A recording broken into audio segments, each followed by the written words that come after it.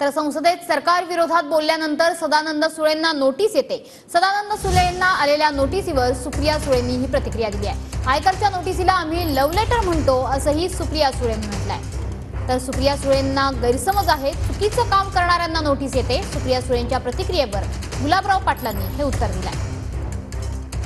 ज्यावेळी संसदेमध्ये प्रश्न मांडतात त्यावेळी तुमच्या पतींना नोटीस निघते, आयकर विभाग असेल, वेगवेगळ्या विभागाची, आता देखील निघाली आहे का त्याची नोटीस आणि काय? कालच आली आहे आणि कालचं बोलल्यामुळे आज कदाचित परत लव्ह लेटर येईल। आम्ही त्याला नोटीस नाही म्हणत, आम्ही त्याला प्रेमपत्र म्हणतो। IT ची नोटीस सदानंद सुळेंना रेग्युलरली येते, आम्हाला त्याची सवय झाली आहे, त्याचं आम्ही एक उत्तर देतो आणि मग ती परत फाईल बंद होते का काय आणि परत येते।